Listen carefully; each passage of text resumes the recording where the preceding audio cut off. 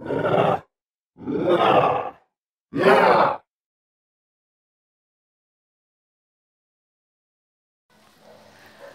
my name is Latabo, and I will be talking about the virus situation in my country. So here with me, I have a list of 5 questions that I need to answer about my country for this channel. So without further ado, question number 1, what country are you talking about?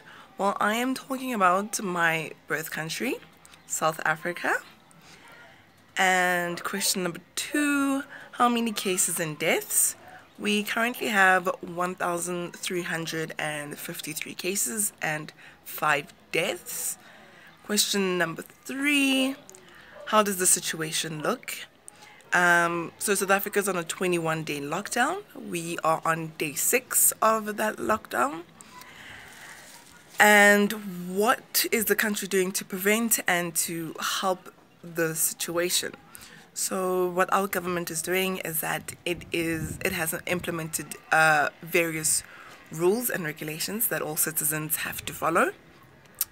Those rules are that we have the normal rules such as social distancing, washing your hands with soap for 20 seconds, sanitizing, social distancing of 1.5 meters to 2 meters, and self-isolating, quarantining, so all the basics that all the other countries are doing, closing down of non-essential businesses in this lockdown, and only keeping up with the only ones that are open are the essential businesses. So for food, for medicine, and our police offices are all open as well. And number 4, what do citizens think about the situation? So citizens, that's a bit of a tricky one in this regard because majority of them are adhering to the rules and regulations set by government. While again, others really aren't. But it all depends on the type of person that you are, then they will be adhering to the rules and the regulations of government and making sure that everything that they're doing is for the best interest of themselves and for their family and the country, of course. And finally, question 5, what are your own opinions about the coronavirus? Well, I personally think that it is something to be very wary of, that the government has placed these rules and regulations in place for a reason, and they want to keep their citizens safe. And I feel like we all need to adhere to the rules and regulations that every government has set for their own specific countries. In terms of the coronavirus, I feel as though it is something that needs to be really looked at from an ordinary person's perspective who isn't on the front lines.